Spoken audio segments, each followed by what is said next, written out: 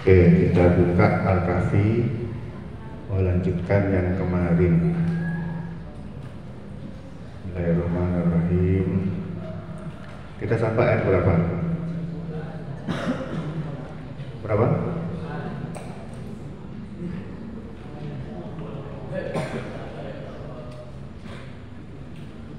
Kita sekarang kita buka ayat ke-19.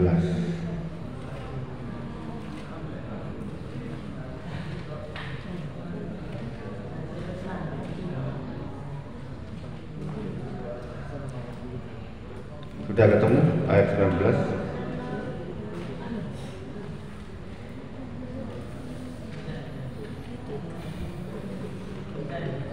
وَكَذَلِكَ بَعَثْنَاهُمْ لِيَتَسَاءَلُوا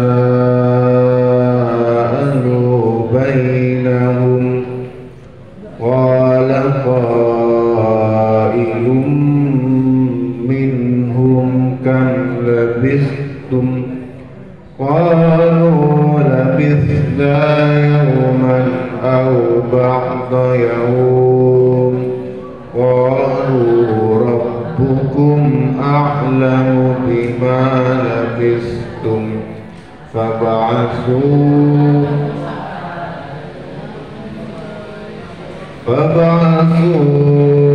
أَحَدَكُمْ بِوَرِقِكُمْ هَٰذِهِ إِلَى الْمَدِينَةِ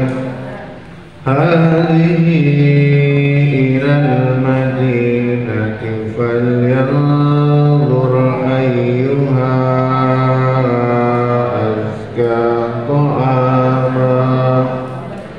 أَزْكَىٰ طَعَامًا فَلْيَأْتِكُم بِرِزْقٍ مِّنْهُ وَلْيَتَلَطَّفْ وَلَا يُشْعِرَنَّ بِكُمْ أَحَدًا.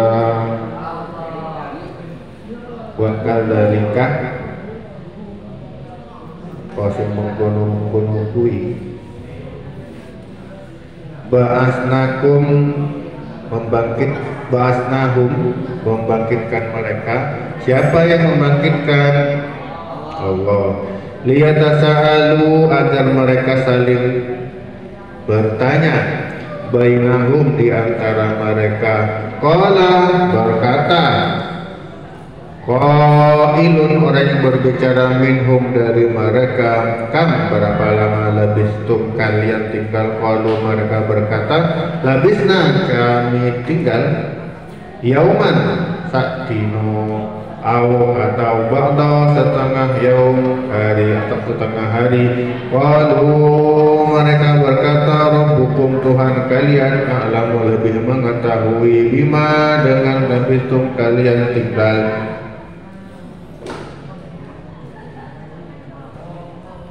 Fab'asu, maka kirimlah ahadukum, seorang dari kalian, biwarikikum, dengan uang perak kalian, hadhihi, ini, ila, ke Madinah, kota.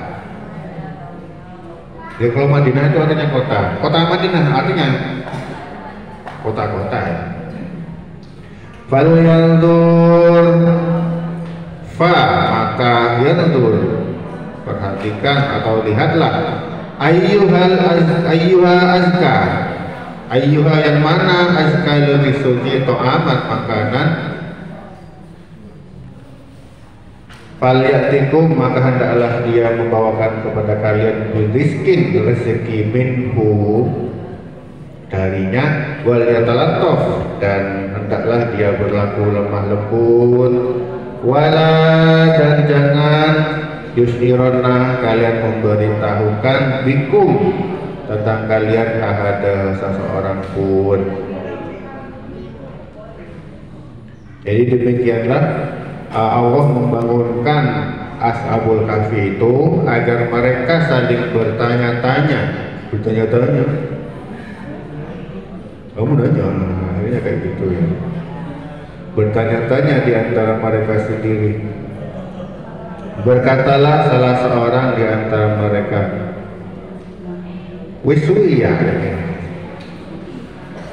wis suwi ya. Piye wis suwi Pak Sadina to? Ana sing jawab sak dino paling yo.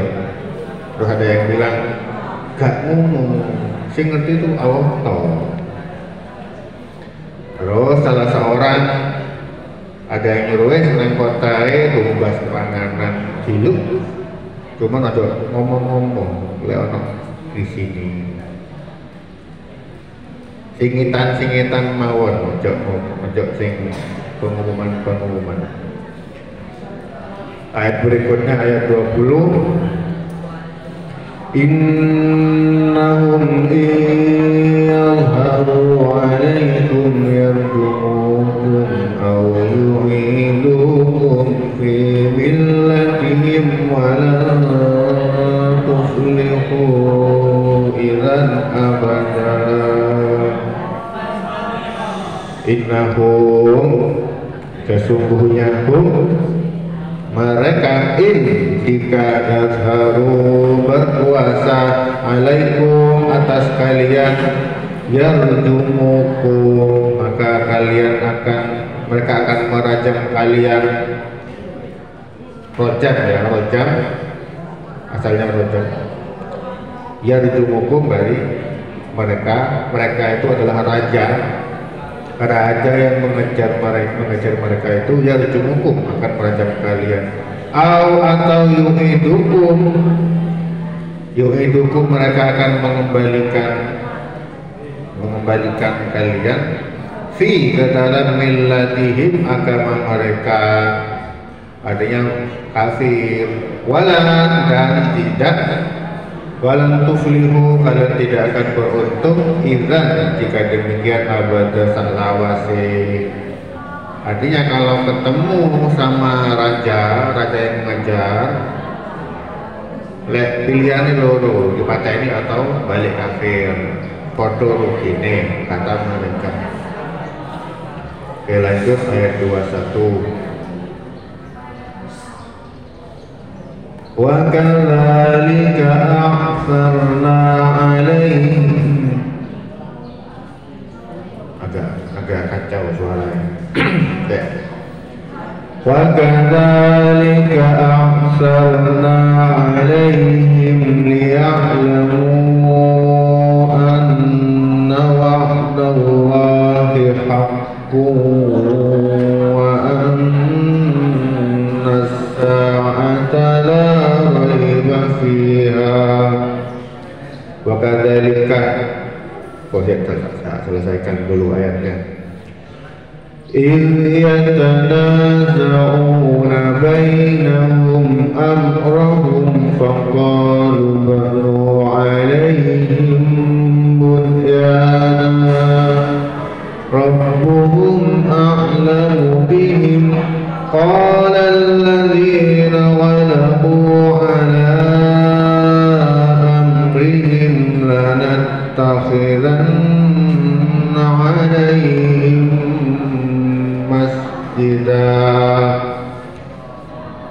wa kadzalika lan mengkono kuwi aksarna kami beritahukan aksarna alaihim atas mereka liya'lamu agar mereka paham anna bahwa wa'da janji Allah hakun benar wa anna dan bahwa as-sa'atu waktu apa yang dimaksud?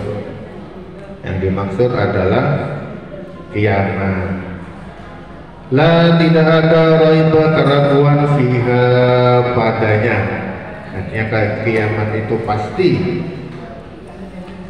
Ya tanaza'una mereka saling berselisih bainahum di antara mereka amrahum tentang urusan cewek-cewek. Faqalu mereka berkata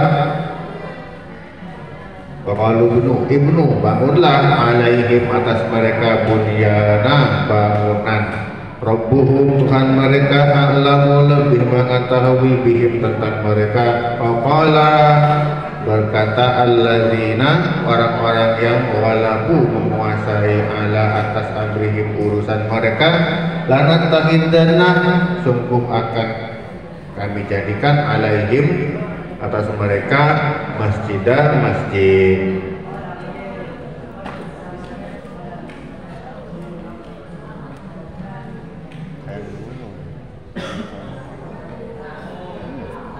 Sarungnya sudah?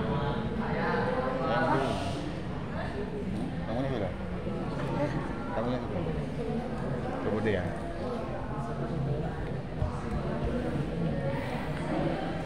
dan demikian pula kami mempertemukan manusia dengan mereka agar manusia itu tahu bahwa janji Allah itu benar, bahwa kedatangan hari kiamat itu tidak ada keraguan padanya. Ini ketika orang-orang itu berselisih tentang urusan mereka, orang-orang itu berkata, dirikanlah sebuah bangunan di atas gua, Tuhan mereka lebih mengetahui tentang mereka. Kemudian orang-orang yang berkuasa atas urusan mereka itu berkata, kami akan mendirikan rumah ibadah di atas gua itu. Maksudnya biye.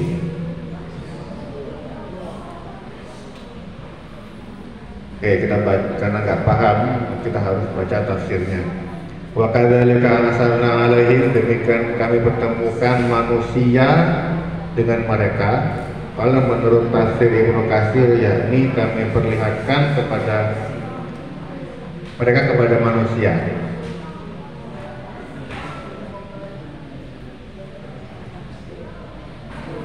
Jadi bukan hanya seorang dari kalangan ulama salaf, bahwa di masa itu penduduk itu masih meragukan tentang hari kebangkitan atau hari kiamat. Ini mirip dengan surat An-Naba, amma yatasaalun.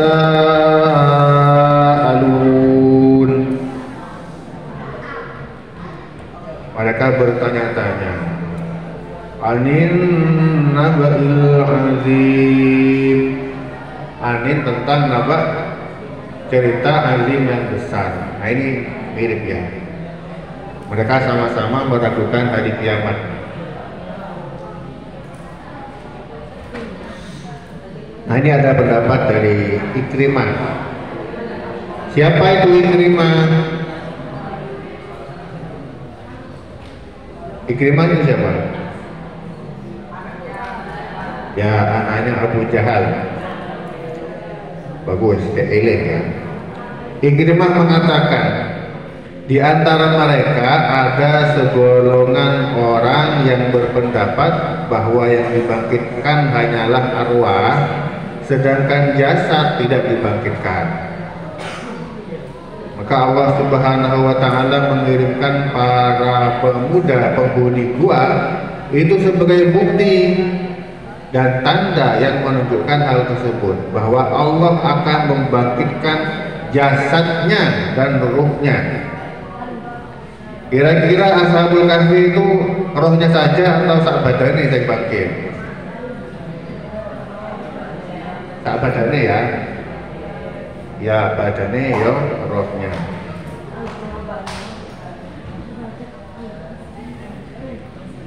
Kalau rumput juga terjadi hal yang sama. Kalau musim kemarau rumputnya mati, musim hujan rumputnya hidup lagi. Kira-kira rumputnya itu rohnya atau sak badannya? Sak badannya. Kita lanjutkan. Yang punya Qurannya dibuka Qurannya sambil ditulis inti-intinya saja. Ini karena ayatnya agak susah, saya baca tafsirnya lengkap.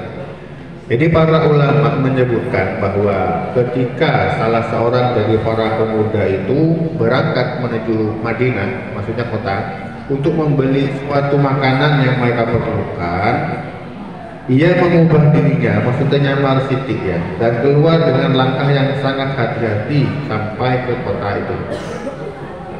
Kota apa? Wallahu a'lam, nggak diceritakan di sini. Insya Allah di Yordan ya.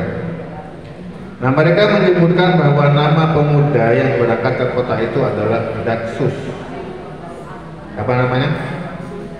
Daksus. Jadi ia menduga bahwa dirinya itu belum lama meninggalkan kota itu. Padahal penduduk kota itu sudah berganti generasi. Wis ganti mbah ganti mbah itu punya cucunya punya mbah lagi, jadi cucu lagi dan seterusnya. Serta semua keadaan negeri telah berubah total, tak peduli ya dulu sudah mati semua, tinggal yang generasi berikutnya. Dia tidak melihat tanda-tanda kota yang telah dikenalinya. Kayak pondok ini dulu masih sawah full. 2016 ini nggak ada apa-apanya. Pondok ini masih sawah full. 2023 sudah seperti ini. Ini baru nggak sampai 100 tahun udah kayak gini, apalagi sampai 300 tahun. Dia bingung berkata kepada dirinya sendiri, aku edan ta iki atau sampai setan ta ya apa saya? Atau mimpi, saking bingungnya wong. Saking bingungnya bingung. Karena gak harus kenal belas, bangunannya ya kayak wis beda. Tapi dia menjawab, demi Allah, saya nggak seperti itu, saya sehat. Dan kota ini baru saya tinggalkan kemarin sore. Masalahnya keadaannya nggak seperti sekarang. Kemudian dia berkata kepada dirinya sendiri, wes tak urusanku tak marekno dhisik ae. Marekno langsung balik. Kemudian dia mendekati seorang yang jualan panganan. Kemudian pas katanya bayar ya. Pak, tumbas panganan yo. Oke. Kemudian pas nerima uangnya, ini uang apa ini? 1 rupiah nggak berlaku. Kalau dulu 1 rupiah itu berharga sekali, sekarang 1 rupiah itu nggak ada apa-apanya ya. Kalau diibaratkan rupiah seperti itu. Kemudian dia berikan uang itu kepada tetangganya yang juga jualan. Aku gak ngerti ini mata uang apa. Dipindahkan ke penjual berikutnya. Kemudian penjual berikutnya, ini duit apa sih? Sama ngerti nggak? Disampaikan kepada penjual berikutnya. Penjual berikutnya bilang gini, ini duit apa sih? Akhirnya ditaruh ke pedagang berikutnya, nanti ke tetangganya. Tetangganya bilang gini, ini duit apa sih? Langsung ke tetangganya lagi. Begitu seterusnya sampai uang itu dalam 1 hari bisa sampai keliling kota. Kemudian pedagangnya itu nanya, sampai di sopo, terus uangnya kita kondi kok iso sampai ini punya uang, gak ono ini maksudnya apa sih? Sampai lumut harta karun tapi ya sih, kok iso punya uang kayak gini? Kemudian pemuda itu bilang, aku ke toko kota ini, kemudian saya baru meninggalkan kota kemarin sore. Sedangkan rajaku itu Buwiyen itu jenenge Dekianius. Dekianius itu raja yang sudah 300 tahun yang lalu memimpin. Cara kene itu sampai lo ono presiden, ono uang beli belanja pakai uang Presiden Soeharto. Padahal presidennya wis meninggal. Kemarin sore aku wis kene. Iki duit tuh Pak Presiden langsung, Pak Presiden Soeharto. Sampai nek data. Ngomong ngono nggih. Makanya karena ada cekcok ya, akhirnya dibawa kepada Pak Bupati. Kemudian pemimpinnya Pak Bupatinya nanya, sampai nih gue sopo, lapor ya kene, terus kok iso ngene-ngene iki ya apa sih? Pak Bupati bingung. Kemudian setelah pemuda itu cerita, akhirnya Pak Bupati nih, saat raja-raja nih bareng-bareng ke gua itu.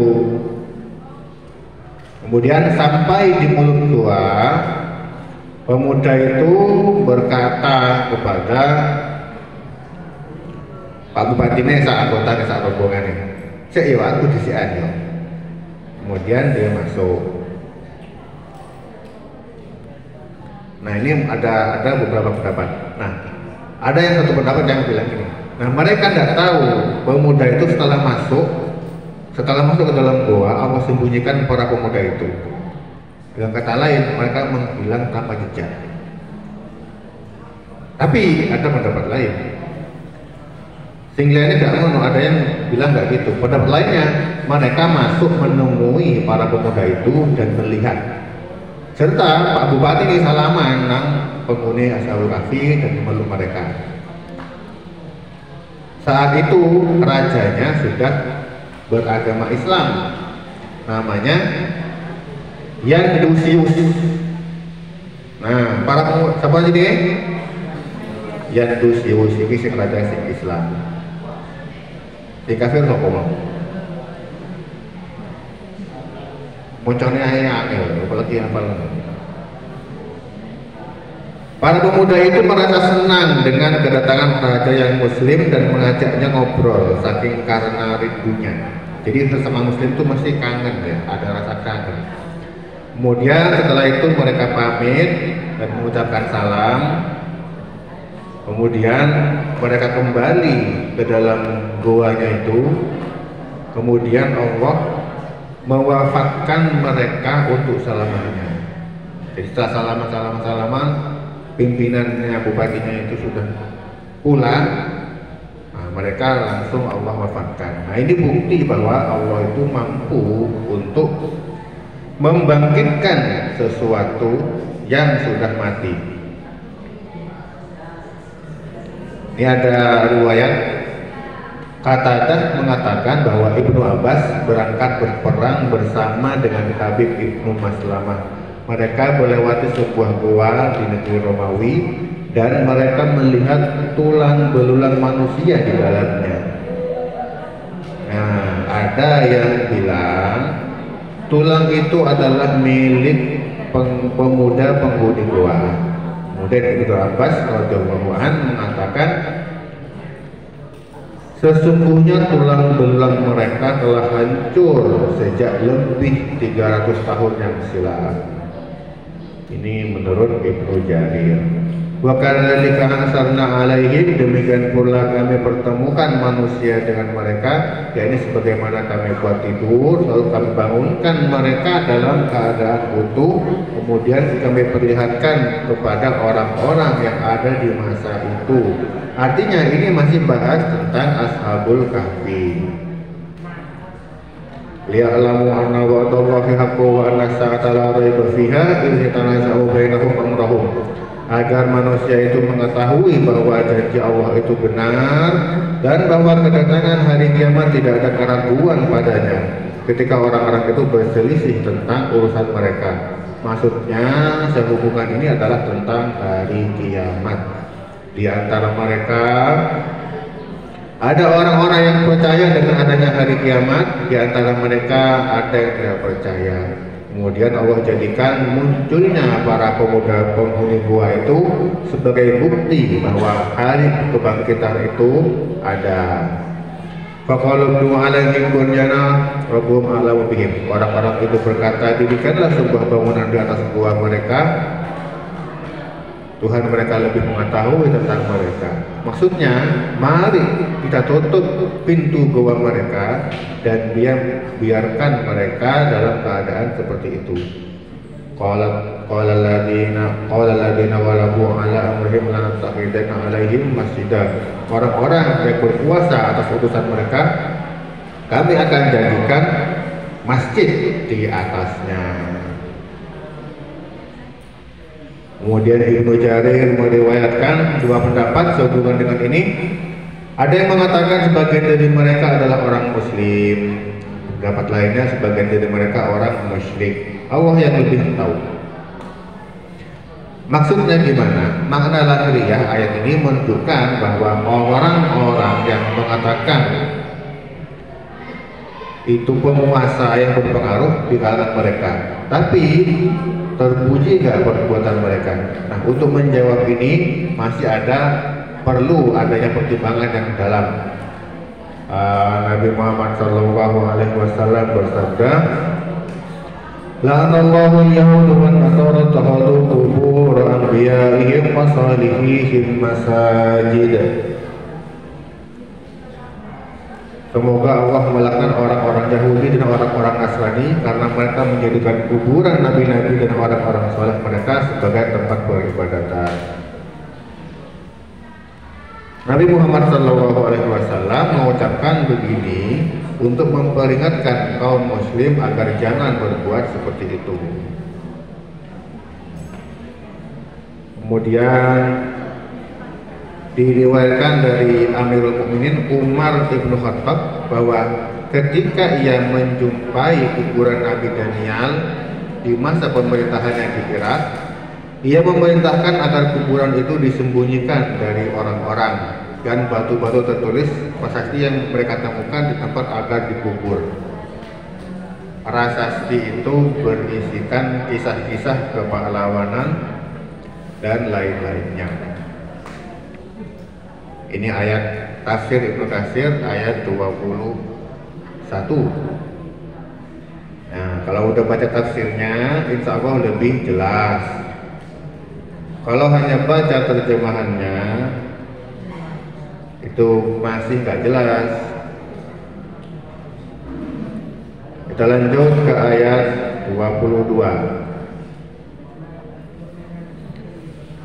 Sayaquluna salasatur rabi'uhum kalbuhum wa yaquluna khamsatun sadisuhum kalbuhum raj'man bil ghaib wa yaquluna sab'atun wa thaminuhum kalbuhum qur rabbi a'lamu bi'iddatihim ma ya'lamuhum illa qalil fala tumari fihim illa mira'an zahiran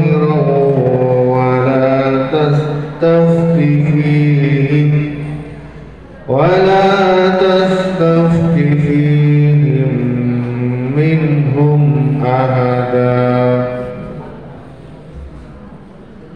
Sayaquluna, mereka akan mengatakan, salah satu bertiga rabi'uhum, keempat mereka kalbuhum, anjing mereka, wa yaquluna, dan mereka mengatakan khamsatun berlima, sadisuhum, keenam mereka, kalbuhum, anjing mereka, rajman, perterkaan, bilwai, terhadap yang baik, wa yaquluna, dan mereka mengatakan sab'atun bertujuh, wa saminuhum berdelapan, kalbuhum, anjing mereka. Kul, katakanlah, Rabbi, Tuhanku, a'lamu, lebih mengetahui bi'iddatihim, bilangan mereka, ma ya'lamuhum, mereka tidak tahu, illa qalil, kecuali sedikit. Qala, karena itu fala, karena itu janganlah tumari kalian bertengkar fihim tentang mereka, illa kecuali miro'an, pertengkaran zahiran yang zahir, wala tastafti fihim minhum ahada, dan janganlah kamu menanyakan fihim tentang mereka dari minhum, dari mereka ahada, satu orang pun. Kita baca tafsirnya, ini terakhir ya. Kalau terjemahan dari Kementerian Agama, nanti ada orang yang akan mengatakan jumlah mereka 3, ada yang keempat anjingnya. Kemudian ada yang mengatakan mereka 5 orang yang keenam anjingnya, sebagai terkaan terhadap barang yang gaib atau tidak tahu. Ada lagi yang lain mengatakan 7 orang yang ke-8 anjing. Katakanlah Tuhanku lebih mengetahui jumlah mereka. Tidak ada yang mengetahui bilangan mereka kecuali sedikit. Karena itu, Muhammad, jangan kamu bertengkar tentang hal itu, kecuali pertengkaran lahir saja, dan kamu menanyakan tentang mereka tentang seorang pun di antara mereka. Oke, sekarang kita baca tafsir Ibnu Katsirnya. Nanti tak tanyain satu-satu ya, kalau ada waktunya. Allah Subhanahu wa Ta'ala berfirman menceritakan tentang perselisihan pendapat di kalangan orang-orang sehubungan dengan kisah para peronda penghuni gua itu. Ada 3. Hal ini menunjukkan bahwa tidak ada pendapat yang keempat. Pendapat pertama, yang kedua lemah karena firmannya rajimam bil ghaib, sebagai terkaan terhadap barang yang gaib. Barangnya wis gak ono. Ya, ini pendapat yang tidak berlandaskan pada pengetahuan. Perihalnya sama dengan seorang yang membidikan anak panahnya ke arah yang tidak diketahuinya. Kemudian Allah menyebutkan pendapat yang ketiga, tidak memberi komentar terhadapnya atau secara tidak langsung sebagai pengakuan akan kebenaran.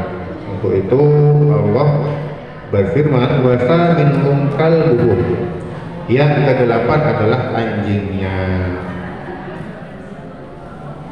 Hal ini menunjukkan kebenaran pendapat yang ketiga, bahwa memang itulah kenyataannya. Berarti berapa total? 7 ya. Rabbi a'lamu bi'iddatihim, katakanlah Tuhanku lebih mengetahui jumlah mereka. Jadi suatu petunjuk yang menyatakan bahwa hal terbaik dalam menghadapi masalah itu adalah mengatakan bahwa Allah yang paling tahu, wallahu a'lam bishawab, seperti itu. Karena kita tidak tahu, Allah saja yang tahu. Ma ya'lamu illa qalil, tidak ada yang mengetahui jumlah mereka kecuali sedikit. Hanya sedikit yang tahu.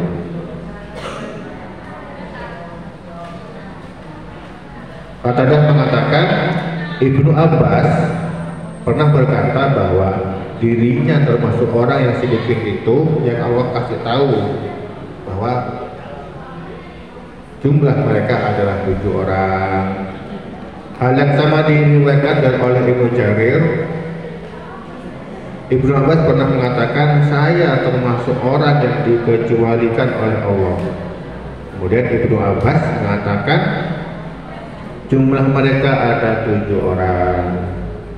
Kemudian Ibnu Jarir mengatakan, ia menceritakan dari Ibnu Bashar. Intinya Ibnu Abbas mengatakan, saya termasuk sedikit orang itu. Jumlah mereka itu, terus itu aja.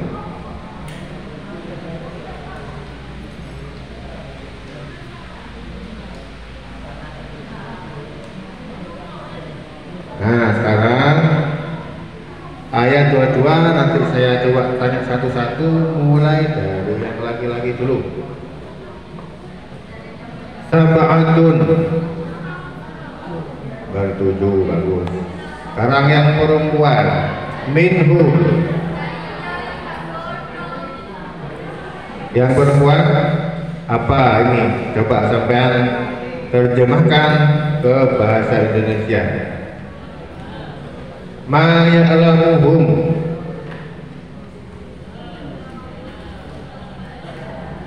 Ma ya'lamuhum artinya apa?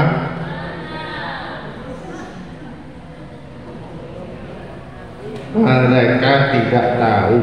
Ma ya'lamuhum, mereka tidak tahu. Ayat 23, wala taqulna li syai'in, kita bahas besok. Wallahu a'lam bishawab. Allahumma hamna bil Qur'an waj'alhu lana imaman wa nuran wa hudan wa rahmah. Allahumma dzakkirna minhu ma nasina wa 'allimna minhu ma jahilna warzuqna tilawatahu ana al-laili wa atrafan nahar waj'alhu lana hujjatan ya rabbal alamin. Cek buruk kompak maning. Allahumma hakka bi-Qur'an waj'alhu lana imaman wa nuran wa hudan wa rahmah. Allahumma dzakkirna minhu ma nasina wa 'allimna minhu ma jahilna warzuqna tilawatahu ana al-laili wa atrafan nahar waj'alhu lana hujjatan ya rabbal alamin. Alhamdulillah, semoga bermanfaat. Assalamualaikum warahmatullahi wabarakatuh.